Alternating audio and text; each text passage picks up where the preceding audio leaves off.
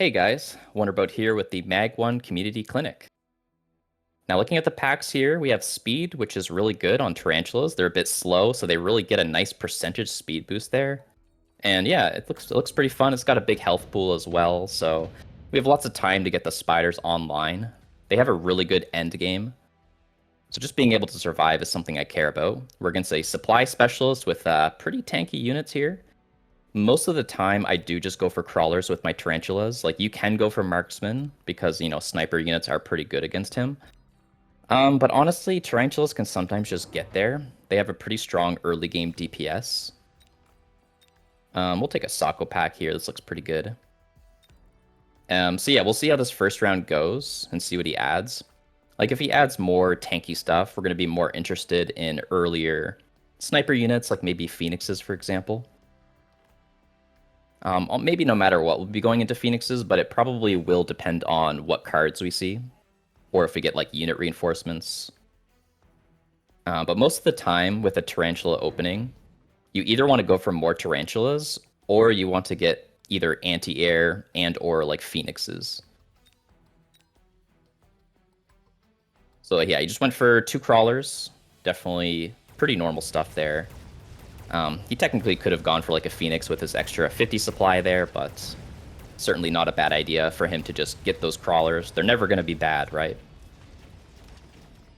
So yeah, I think most of the time we're probably adding Phoenixes here. A nice important thing too is Phoenixes get experience early on, and Phoenix levels are very good, right? If you get enough Phoenix levels, you never have to go out of your way to get something like a melting point. You can just rely upon those sort of cheaper sniper units for your single target carry role. And then the Tarantula levels are also really important. So like winning this round here and just getting half of a level is pretty crucial. If you can carry with Tarantulas, you definitely want to. Now round 2, pretty tame stuff here. Intensive is really good on spiders, as they do need tons of experience to level. Underground early, certainly good. Redeploy on aggro is pretty remarkably strong. Whoa, we went for sledges behind tower. That is interesting.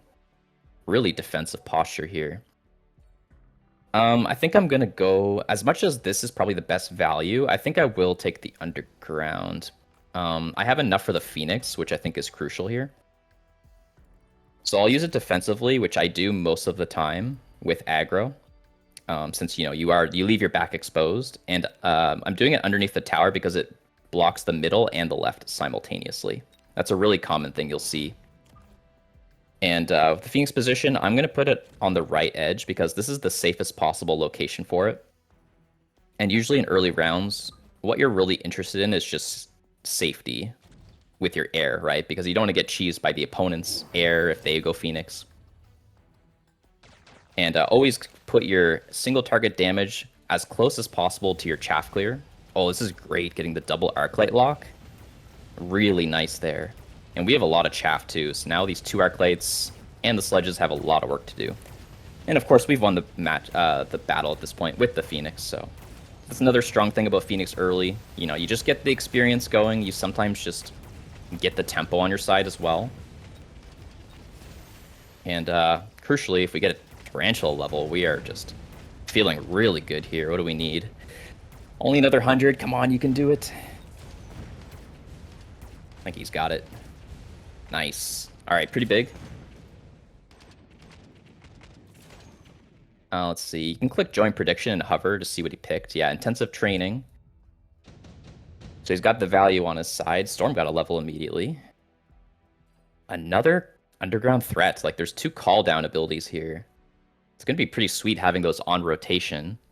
Now, a nano for our level 2 spider is pretty good as well. He does have the level 2 Stormcaller to DPS it down, so it's not a clear pickup here, and we're still weak in our back, right? He can technically get us with the crawler drop. Like the Rhino in particular would definitely get us pretty quick. I think I will go for the nano though. It's a pretty strong ability. We can always sell the spider, move it around too if we get like a crazy big unit later on. Now what he needs to do is block my Phoenix from getting his 2 Arclight locks, right? So he would really like to have like a Fang here. And then my tower is a little bit exposed, so I imagine he's going to go for some tower pressure. I really want to get my Tarantulas online, as they are basically one of the stronger things you can do on aggro is get your 2 tarantulas and to click range enhancement and high explosive ammo. It just turns them into chaff clearing machines, and then all you need is a bunch of single target behind it, and then your composition is basically complete. Now, a big mistake my opponent has made here is they just simply didn't buy anti-air, right? Now, I'm not going to say it's completely wrong. You know, maybe he's fine taking a little bit of damage and he's just hoping to win the ground here.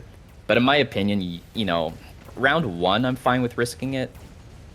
Round 2, I don't know. Do you really want to let the birds get all the levels and just like, I don't know. It's probably not that bad, but personally, I don't really like it too much. Now we can see the nano value on the Tarantula, really nice here. We're just in a great spot because we've basically developed the core of our army, right? We have our 4 Tarantulas, which means we can justify that range tech on them, which just really helps all around. Like, not just for chaff clear, but, you know, fighting those medium-sized units. Now, round 4, this is the latest possible round. You get the first wave of unit reinforcements. And interesting options, a little bit on the high deployment side. So he's going into Scorpions, right? So, you know, Rhinos are okay, but eventually they do get beaten out. They do represent some great tempo, though. We are really weak to the Wasps, and the Mustangs are good against that. I mean, like, the Mustangs are just good against everything except the Rhino. So I think I'll just take the Mustangs. I think they're really efficient, like, money-wise as well. Certainly a lot of deployments. We get to defend our flanks with them as well, so we just don't have to stress, basically. And there's enough of them that I kind of want to range stuff. It's like, if I range those Tarantulas and the Mustangs, then I don't have enough to get the Phoenix level, so that's a bit sad. The question is, do I still just do that and don't take the Phoenix level? Because if he goes for the Rhino drop, then I'm sad to not take the Phoenix level, right? So it's kind of a gamble there. So maybe we'll just do the Tarantula for now. We can just range the Mustangs next turn. They're not, like, so important to immediately do that. And we kind of have the choice of, like, 2 Phoenixes or getting a bunch of chaff. I will get 1 Phoenix. We also need range for the Phoenixes pretty soon. And the reason for that is that right now our Phoenixes actually have less range than our Tarantulas, and so they can just, like, die to enemy sniper units. Well, they have the same range, but, you know, you don't really want your squishy units having the same range, of course. So he didn't fix the lock-on Scorpion, so it's really good we leveled the Phoenix there. I think that's one thing he really needs to fix about his play. Like, he actually has pretty good positioning and composition building overall. So if he just gets those fangs up in front, I think his game will look a lot better. And yeah, I mean, we just need to keep getting more Phoenixes. Like, the only weakness to getting too many Phoenixes is that there's, like, Fortress Anti-Air as a common counter. But honestly, he's pretty low in health, so, like, I feel pretty safe to do sort of like a Phoenix all-in. You know, if he does that fort line, we have got, like, defensive options here on the tech bar. Revive and energy shield and stuff, so... Another nano, that is interesting. Offensive tactics is kind of good, like, really late game. Like, when you pick this round 5, it's actually not good tempo at all. But you, like, allow yourself the option to get really good scaling later. So I'm actually going to go for a skip here. I think nano isn't that good unless you have, like, a really, really big unit, and I don't want to scale. I want to end the game, and then these 2 cards are sort of whatever. And honestly, we're strapped for cash. Like, I talked about needing Phoenix range. I talked about needing Mustang range. And then, yeah, possibly more birds is the way to go. Another thing we need is Splash. That's really good against Mustangs. Like, really, really good. But we'll have to wait 1 more round. So, question is, birds are a bunch of chaff once again. Do we need chaff, right? Like, he's got Scorpions. They represent a lot of damage. And, like, I feel like we're close to having enough bird. I think we'll split the difference here. We'll go 1 bird, kind of line it up with this blue Arclight, right? It's good to think about the game in terms of columns. And so typically I line myself up with what I want to kill. And yeah, we'll just get a Fang up front. I like mixed chaff, you know, Fangs up front on aggro, crawlers behind. Just gives you consistent screening so that you don't get instantly locked by his sniper units. And then the crawlers represent additional waves. so that once you run out of chaff, you still have stuff up in front. So we can see just the Phoenix is locking onto his units way too quick.